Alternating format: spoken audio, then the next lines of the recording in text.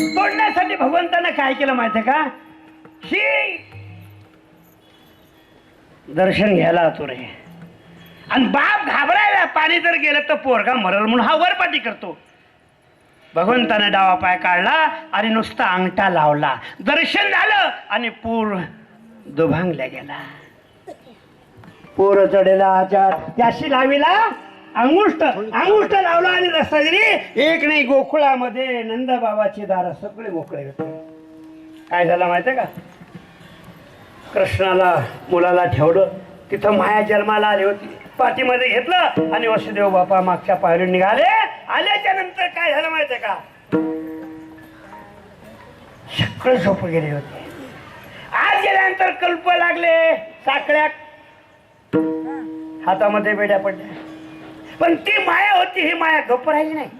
माया रडू लागली, रडे माया करी आकांत, नामा मने उठवी दूत. सगळे दूत उठले आणि पळत सुटले. कंसा 8व्या जन्माला आला, ते झोपतून उठलं, डोळे चोळत आलं, धरलं, पाहिलं, पोरका काय पाहिलं नाही, घर फिरवलं. आपण ना एवढ्यात हातची निसटली, वर जाऊन सांगितलं तू मला काय.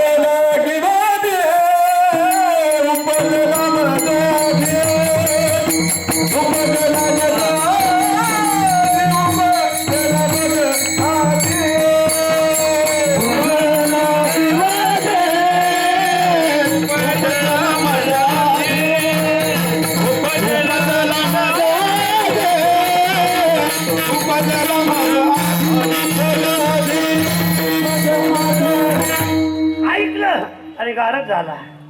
आता काय करायचं? ताकद होती महाराज. तेवढ्या रात्री दौंडीने सांगितलं माझ्या वैऱ्याला जो मारल त्याला मी योग्य ते बक्षीस दे. सगळ्यांनी विचार केला, एवढ्या ताते बंदोबस्तातून जो निष्ठून जातोय तो आपल्याला मरल का? एकही उठणं, शांत सगळे बसले. त्याच्यामध्ये एक पुतना नावाची जी राक्षसीन होती ती मात्र उठली. काय घाबरतो कंसा? उद्या मी त्याचा समाचार घेते आणि उद्याच्या उद्या त्याला संपवून टाकते. विडा उचलला आणि तयारीला लागली. इकडं शांत होती नदी, इकडं यशोदेची बहीण बाळांपणाला आणली होती. 6 वाजले 7 वाजले तरी का उठत नाही. मग घरामध्ये गेली आणि ते दार उघडलं. उघडल्याच्या नंतर लख प्रकाश पाहिला आणि ते गोजीर बाळक पाहिल्याच्या नंतर तिला आनंद वाटला आणि ती आनंदाच्या भरामध्ये नाचून आनंद व्यक्त करू लागली. आणि मी पाहिला अशी संग फुलाली. पाहिला नंदाचा नंदना, पाहिला नंदाचा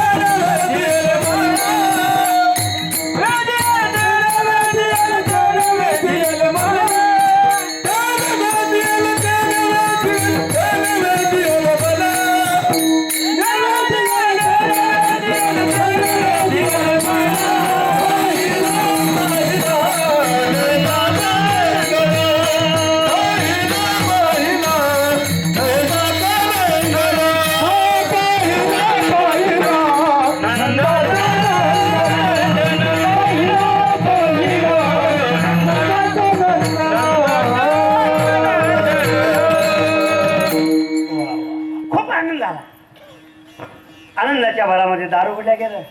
नंद बाबाकडे गेले, सांगितलं बाबा मुलगा झालाय आपल्याला. नंद बाबा आले, पुत्रमुख बघितलं, इतला आनंद झाला नंद बाबाला. नंद बाबा बाहेर गेले आणि बाहेर गेल्यानंतर सांगितलं हो मुलगा झालाय, सगळे गोदाम आपले मोकळे करा, कपड्याचे, धान्याचे, सोन्याचे, पैशाचे सगळे. आणि सगळ्या गोकुळवाशाला सांगितलं ज्याला जे पाहिजे ते घेऊन जा. काय महाराज नवस केले होते, सायास केले होते. नंद बाबाला एक मुलगा द्या म्हणून बऱ्याच जणांची नवस होते. आल्यानंतर सर्वांना पाहिलं आणि पाहिल्याच्या नंतर सगळ्या आनंद झाला. ही गवळणतीला, ती गवळणतीला,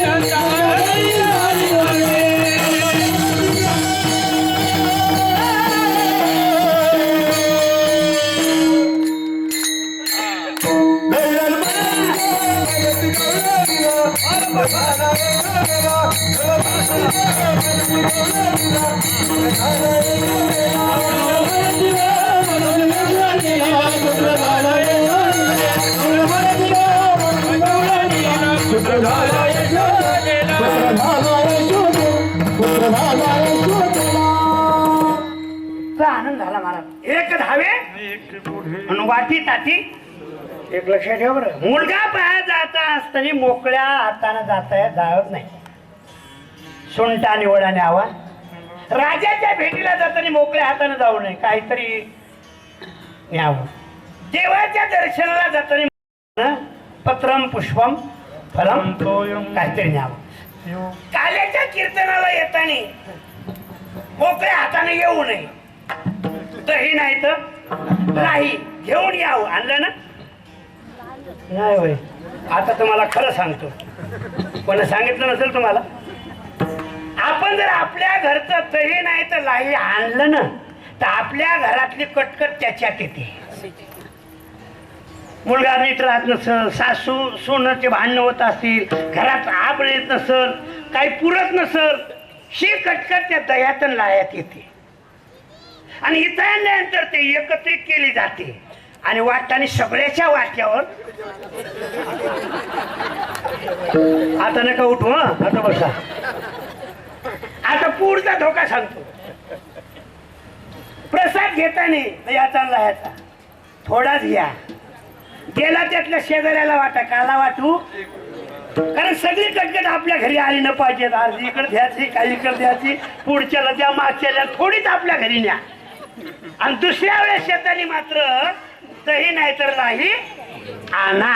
म्हणजे तुमच्या घरचं टेन्शन जाईल. आणसाल ना? कधी? पुढच्या वर्षी. या वर्षी नको. विठाला विठाला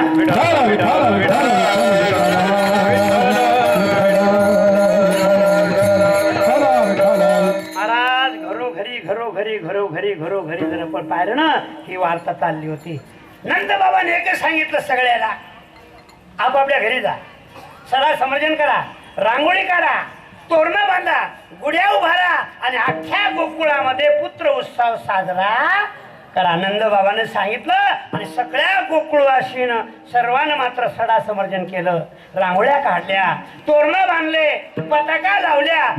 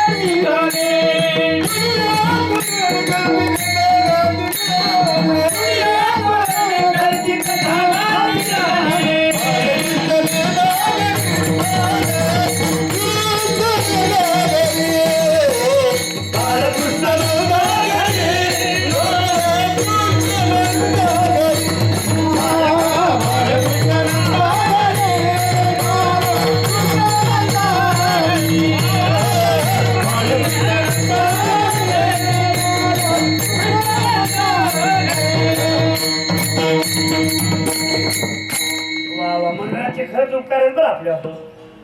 हा कार्यक्रम आखला, साजरा करून घेतला. दसकी लोकडी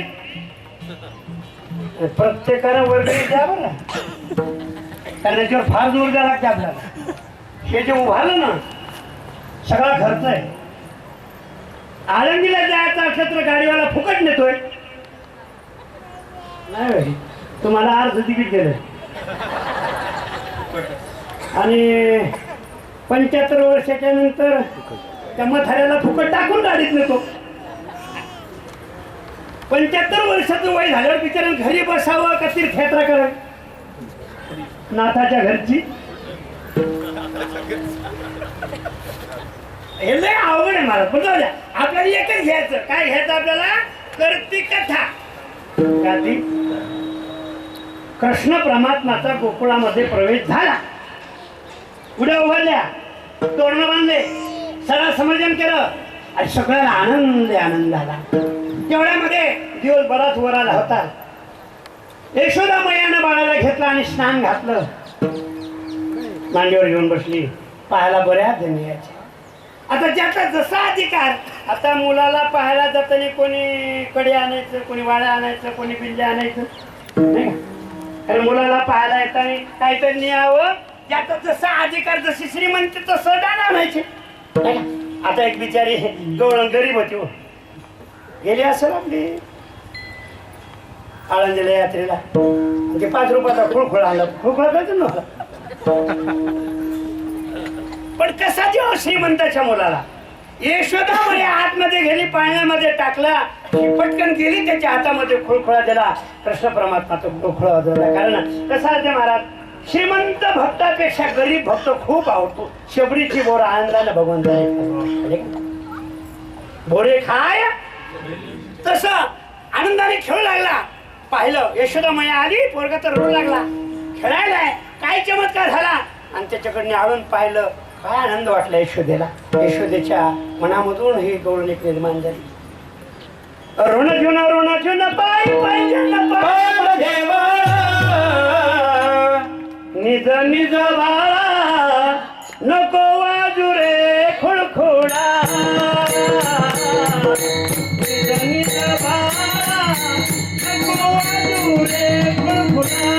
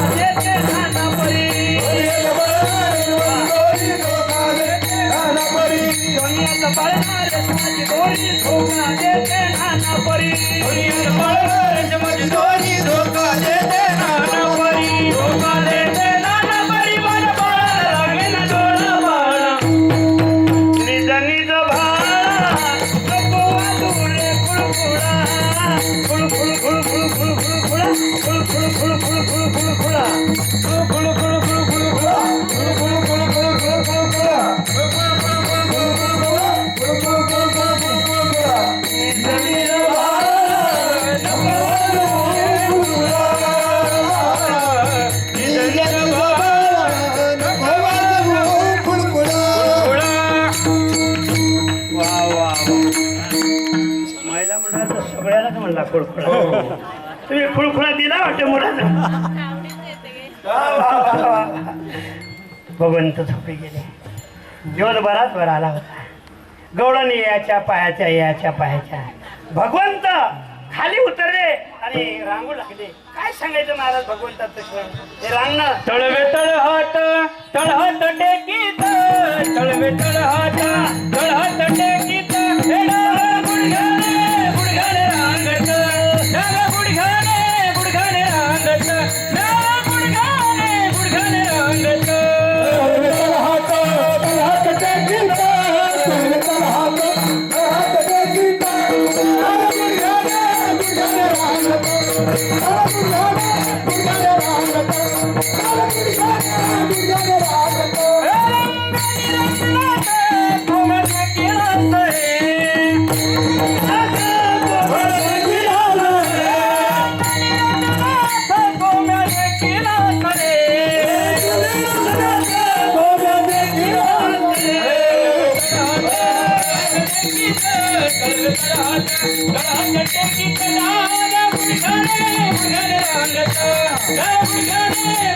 Rangata,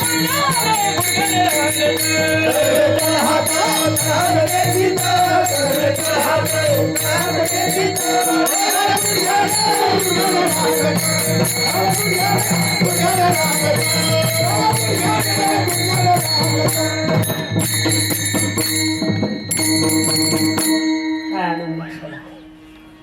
तळवे तळ हात टेकीत डाव्या गुडघ्याने रांगत रंगणी रंगणाथ तो मी देखेला सवे गवळण दसवंती पै सांगे आले कृष्णाचे मी मागे येणे येणे ओ श्रीरंगे माझे नवनीत बाहेर निघण्याच्या खोड्याला सुरुवात आलो की ते मला सगळ्या गोवाने कृष्ण परमात्माला पाहायला यायचे. एक धावे एकी पुढे आणि वाटी ताटी सोडून खूप आनंद. सगळ्या घरोघरी भगवंतानं आज्ञा केली होती. दैन्य आणि दारिद्र्य त्यांना सांगितलं तुम्ही निघून जा आणि लक्ष्मीला सांगितलं सगळ्या घरामध्ये तू वास्तव्य कर आणि सगळ्याला श्रीमंत कर. आणि जेवढे काल्याच्या कीर्तनाला येतात ना सगळे श्रीमंत होतात. जे दारिद्र्य असतात त्यांना येता येत नाही आणि आले तर संध्याकाळची सोय नाही बिचाऱ्याला कामाला जावंच लागतं. अरे तुका म्हणे घालू त्याच्यावर भार घाला तो सगळं आपल्याला दिल्याशिवाय राहत नाही. लक्ष्मीला एकच सांगितलं घरोघरी जा. घरोघरी झाला लक्ष्मीचा आवाज दैन्य दारिद्र्यास विटाला. लक्ष ठेवा श्रीमंत मनाचा श्रीमंत शक्तीचा आणि श्रीमंत ताकदीचा तिकडे येऊ शकतो बाकीच्याच काम नाही. त्या गोकुळामध्ये कोणी घरी जा सुख नांदू लागलं शांती नांदू लागली प्रेम नांदू लागलं. तुकोबाराला विचार तुकोबारा गोकुळात हे जे आनंद आहे सुख आहे कसं आहे. गोकुळीचा सुख गोकुळीचा सुख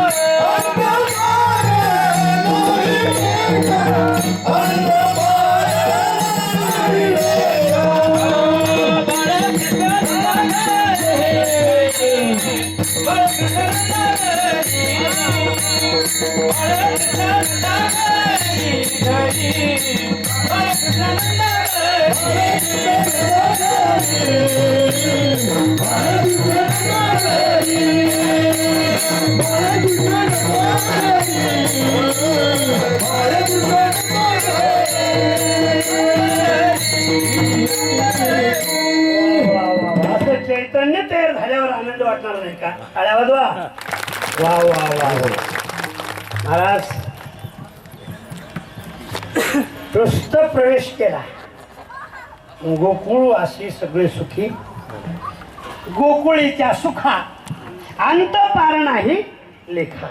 का बाळकृष्ण आणि आनंदल्या नर नारी नरही आनंदले आणि नारीही आनंदल्या. मला वाटते नरापेक्षा नारी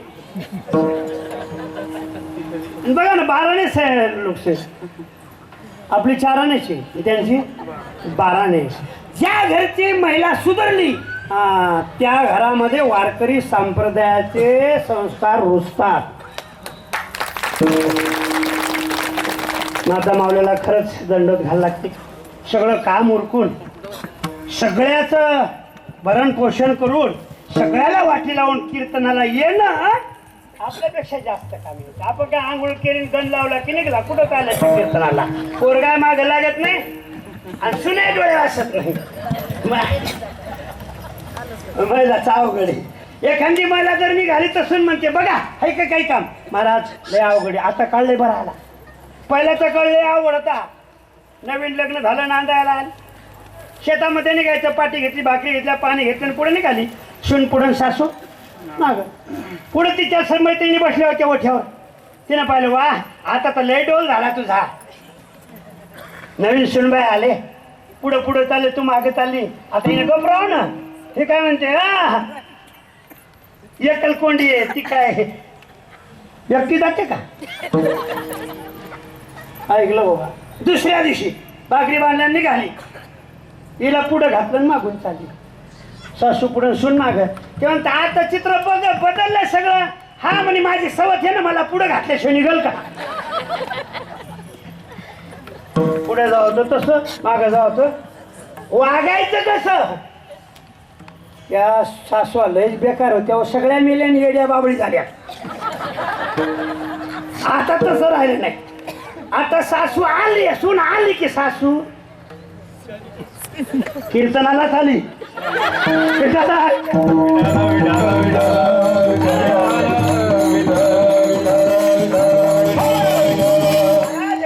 कीर्तन म्हणजे गोकुळातलं कीर्तन. आज खूप आनंद असतो. आनंदाला नाही त्या जोडा.